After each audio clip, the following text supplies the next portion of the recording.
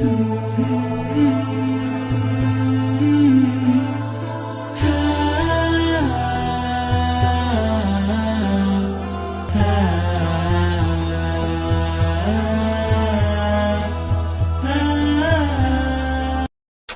kalau kalian pakai hijab panjang, kalian tidak sedang menyelamatkan diri kalian, tapi menyelamatkan orang lain. Karena laki-laki ini ada penyakitnya 3. Yang pertama, tak tahan menengok terbuka ke bawah, betis. Asal nampaknya betis orang, error dia.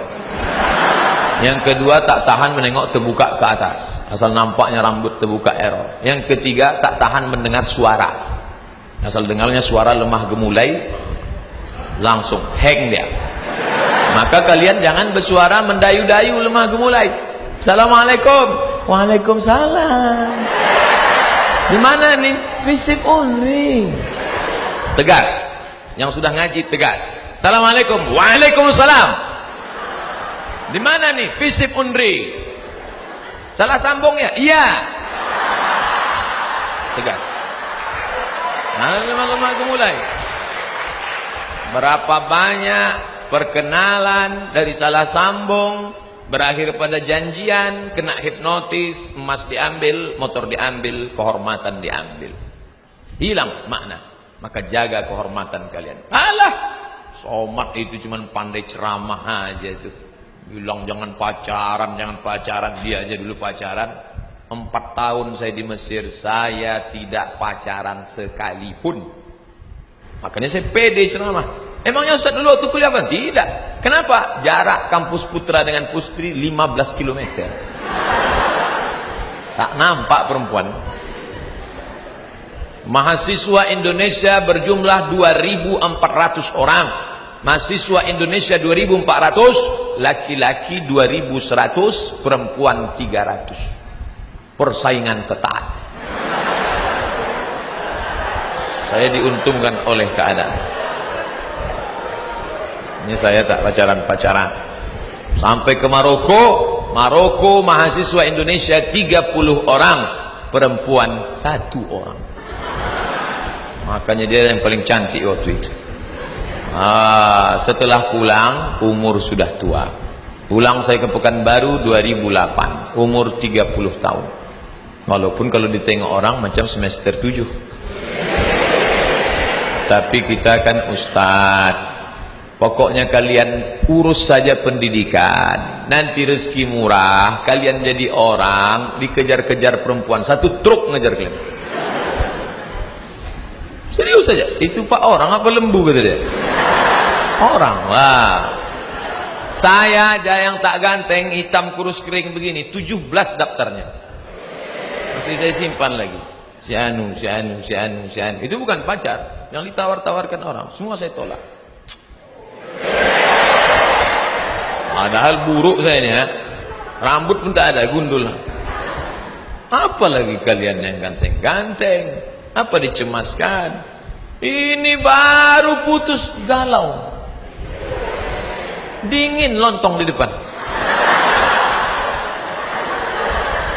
Lewat saya, ente kenapa? Galau Ustaz. Galau kenapa? Dia minta, katanya kalau abang hijrah berakhir hubungan kita sampai di sini. Makan lontong.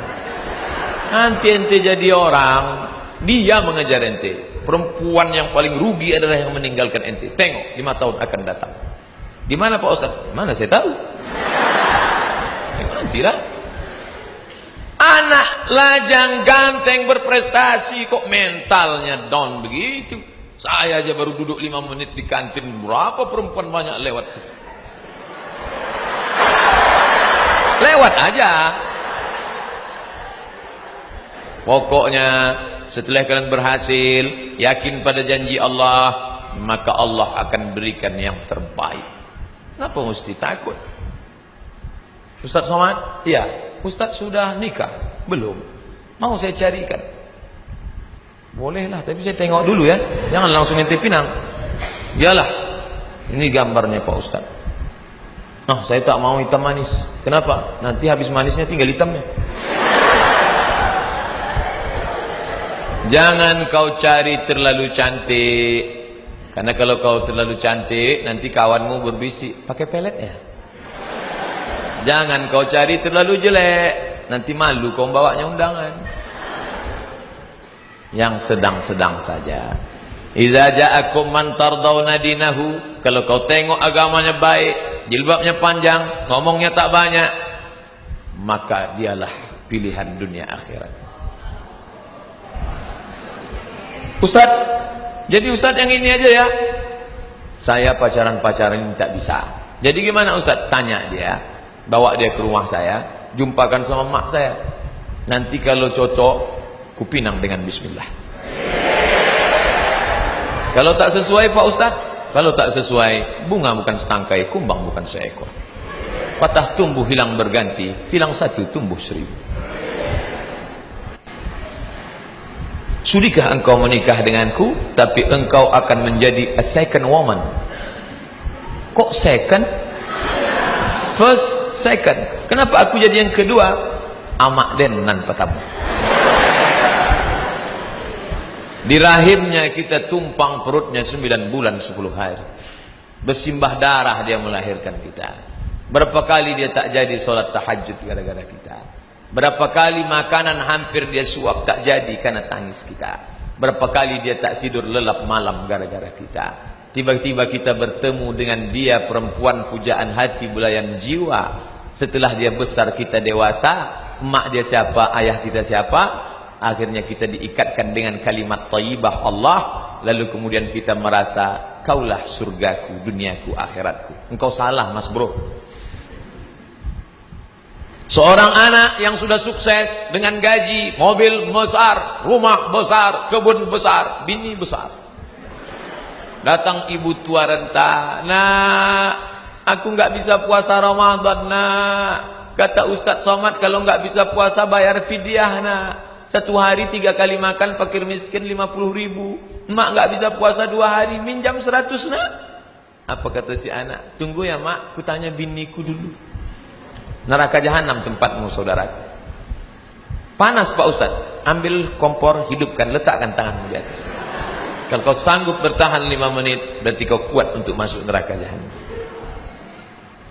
Suamimu itu adalah seorang laki-laki yang perkasa di hadapan Allah, tapi dia bersimpuh di hadapan orang tuanya. Kenapa? Ilzam rijlaiha fasammal jannah. Kau urus tapak kakinya, kau dapati surga di sana. Oleh sebab itu, berapa banyak orang berhasil, tapi dia hidup dalam genangan air mata penderitaan karena dulu meneteskan air mata orang tua. Kalau dia hidup sekarang, belikan makanan, belikan pakaian, senangkan hatinya. Kami belum kerja Pak Ustadz, bawakan transkrip nilai mak, ini nilai. Dia pun tak tahu IP itu berapa, tapi sudah menyenangkan hatinya. Peluk cium dia. Jangan malu. Cina-cina tua, tak ada lagi rambutnya, dibawa ke mall oleh anaknya, disuapkan. Saya heran, kenapa orang Cina ini di mall Malaysia yang besar Kuala Lumpur banyak orang tua disuap anaknya. Ternyata mereka menganggap orang tua itu hanya hoki lah. Hoki kata dia, memancing rezeki dengan orang tua. Oleh sebab itu keberhasilan kalian adalah karena berhasil membahagiakan orang tua. Narkoba merusak, doa orang tua akan mendukung. Khamar merusak, pergaulan baik akan mendukung. Tapi serigala akan menerkam kambing yang memisahkan diri dari jamaah. Makanya ketika saya tahu ada jamaah di perikanan, bagus. Ada jamaah di FISIP, bagus. Ada jamaah. Apa jamaah? Berkumpul bersama, sholat berjamaah, baca Quran berjamaah, iktikaf berjamaah. Buatlah komunitas ini supaya kalian terjaga. Kalau Ustadz ngaji, Ustadz Somad, judulnya tablik akbar, pengajian Yasin akbar. Tapi kalau anak muda lain. Apa kajiannya? Satnai. Hadirilah kajian pecinta hijrah, move on. Al-Quran, kunci kebangkitan ekonomi. Maghrib mengaji, talk show, iktikaf, ikhwan, akhwat, tahajud, muhasabah, solat subuh berjamaah. Datang solat maghrib berjamaah, lanjut kajian sampai isya, iktikaf tengah malam, sampai solat subuh berjamaah. langsung pengajian hari Sabtu 22 April 18.00 WIB Masjid Raya An-Nur. Ini siapa ini? Ustadz Muzammil Hasballah yang suaranya Masya Allah. Muzammil artinya orang berselimut sorban. Ada pengajian. Pokoknya di mana saja ada pengajian datang untuk menjaga diri. Narkoba, zina, pergaulan bebas. Dan yang paling mengerikan, ini yang dikatakan Pak Sekjur tadi, narkoba dia selamat, zina dia selamat, tapi ada satu lagi, apa dia? Kenakalan intelektual dalam bentuk sekularisme. Sekuler, agama kata dia tak penting, mau pakai jilbab, mau pakai bikini sama aja, jenggot kata dia tak penting. Apa tuh berjenggot-jenggot? Jenggot sama bulu ketiak sama aja kata dia. Ngejek-ngejek orang. Padahal dalam Islam semua diatur. Mau masuk kamar mandi kaki kiri, Allahumma inni a'udzubika minal khubuthi wal khaba'is. Mau makan tangan kanan, bismika Allahumma ahya. Kalau ketawa berarti masih ingat doa makan. Allahumma barik lana fima razaqtana wa qina azabannar. Itu hadisnya dhaif Pak Ustaz. Oke, pakai hadis sahih. Bismillah. Mau tidur malam, bismika Allahumma. Diatur semua dalam Islam. Sedangkan mau masuk WC aja diatur Islam, apalagi memilih pemimpin. Tapi dia sekuler. Islamnya cuma 3, lahir, nikah, mati. Lain daripada itu Islam tidak mengatur dia. Dia ke masjid cuma 3 kali aja. Pertama ke masjid kapan? Akad nikah di Masjid An-Nur. Aku terima nikahnya dengan mahar seperangkat alat sholat. Dan kitab suci Al-Quran tak pernah dibuka sampai mati, tunai. Kedua kapan? Kedua masuk masjid. Nih, tanggal merah, hari libur. Besok libur lagi. Harpitnas, hari kejepit nasional. Balik kampung. Orang kalau sudah balik kampung, singgah ke masjid. Mampir ke masjid, mampir ke masjid, mampir ke masjid, mampir ke masjid, mampir ke masjid. Keterangan, kencing. Singgah ke masjid kok cuma numpang kencing. Alhamdulillah, anak-anak muda kita ke masjid. Pak Ustadz, itu Pak Haji yang tua itu rajin betul ke masjid. Tak ada yang heran. Orang tua rajin ke masjid, tak ada yang heran. Orang sudah diintai malaikat maut. Tapi ketika anak muda yang semangat bergelora ke masjid dia, tadi saya tanya Pak Sekjur, siapa yang baca Quran itu? Anak fisik Pak. Saya sangka pemain naturalisasi. Saya sangka diundang anak UIN, anak pesantren untuk baca Quran. Anak fisik baca Quran yang begitu suaranya. Bayangkan kalau jadi gubernur itu nanti. Bisa dia maju jadi imam. Bismillahirrahmanirrahim. Alhamdulillahi rabbil alamin. Sampai pada akhir ayat. Waladdallin. Semua amin. Bismillahirrahmanirrahim. Inna a'tainakal kautsar. Selesai salat, dia pun bisa menengok. Assalamualaikum warahmatullah. Assalamualaikum warahmatullah. Dia bisa periksa jamaah satu-satu. Mana kepala dinas? Mana kepala badan? Mana kepala kantor? Mana kabak kesra? Mana yang berkepala? Mana yang tak berkepala? Bisa. Kenapa? Karena dia punya segenggam kekuasaan. Kepala dinas itu pontang-panting. Masuk dia ke masjid, musola, kantor, kok bisa tak ada yang azan? Sekarang banyak orang cuek. Tapi kalau yang tadi masuk dia tak ragu hidupkan mikrofon. Orang dia biasa hidupkan azan dia. Allahu Akbar, Allahu Akbar. Orang yang sedang di kantin siapa itu? Pak Gubernur azan. Ayo kita mempatik. Apa? Banyak yang sholat tak pakai wudhu.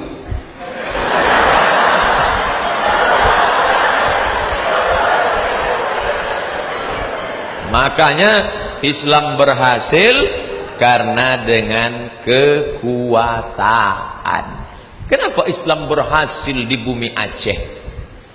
Aceh 100% Islam. Kenapa? Karena Raja Aceh itu langsung memegang tampuk kekuasaan. Namanya Merah Silu. Merah Silu, bukan nama Arab. Suatu malam datanglah seorang berjubah Datang dalam mimpinya, meludahi mulutnya. Begitu dia bangun, mulutnya harum semerbak dan bisa dia membaca Al-Quran. Betul tidak, wallahu a'lam. Dan berubah namanya menjadi Malikul Saleh, Raja Aceh pertama. Itu yang dilihat oleh Ibnu Battuta, seorang explorer muslim dari Maroko. Aku sampai ke sebuah negeri bernama Sumatra. Sin waw mim ta ra ta marbuta. Sumatra. Aku lihat rajanya memakai jubah. Mereka menaiki gajah dan kuda, dan aku dijamu dengan makanan yang mewah. Baca, explorer Ibnu Battuta sudah bercerita tentang Aceh di masa kejayaan, kekuasaan. Makanya kalau sampai kekuasaan ini dipegang oleh orang kafir, na'udzubillah. Makanya kebahagiaan luar biasa saya hari ini, karena yang saya ceramah ini adalah orang-orang yang diambang kekuasaan. Sedangkan sekarang yang banyak setelah tak berkuasa, aska tak berguna, kata orang Malaysia. Tapi bapak ibu yang sudah pensiun jangan berkecil hati. Ada ide-ide cemerlang, tulis dalam buku biografi. Karena sekarang anak muda kita kehilangan tokoh, menulislah agar orang di masa akan datang tahu bahwa kau pernah hidup di masa lalu. Makanya saya ketemu dengan mantan anggota DPR, mantan wali kota. Bapak ada menulis buku? Tak sempat Pak Ustadz. Sekarang banyak waktu kosong, daripada main-main sama cucu, daripada nonton Mahabharata. Bagus nulis buku. Iya juga ya Pak Ustadz, ya tulis balik kenangan. Pejamkan mata, ingat kenangan dulu. Ketika aku menjadi camat di sana, lalu karirku naik menjadi bupati. Setelah itu, pejamkan mata. Udah saya pejamkan Pak Ustadz, terus salah tulisan. Tengok balik. Itulah yang bisa menolong kita. Ma la yudraku kullu la yutraku kullu. Kalau tak pernah berjuang di masa lalu, berjuang di masa akan datang. Anak-anak muda Riau membaca sejarah itu menjadi sumber inspirasi bagi mereka. Inspiratif buku bapak ini. Jangan menganggap kalau sudah buat amal soleh ceramah, mimbar, sehingga semua mau jadi ustadz. Enggak, dengan tulisan. Anak sains teknologi tak pernah ceramah, tapi videonya diupload orang, didownload orang, ditonton orang. Ustadz Somad khutbah di masjid, yang datang 500, yang mendengar 400, yang masuk 300, yang berhasil bawa pulang 100, yang didengar bininya 50. Tapi ini anak tidak ceramah, dia potong tuh video, dia masukkan Instagram, Twitter, BBM, dia share, lalu kemudian orang menonton, dan terakhir diposting ke saya. Tengok nih Ustadz Somad, screenshot, viewernya sudah 200.000 orang. Dia tenang-tenang saja. Inilah multi level marketing yang tak ada putusnya. MLM, mulut ke mulut.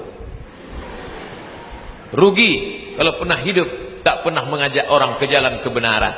Ustadz kalau ceramah, bayarlah zakat. Siapa yang tak bayar zakat, neraka jahanam tempatnya. Orang tak dengar. Begitu Ustaz selesai, barakallahu li wa lakum fil Qur'anil azim.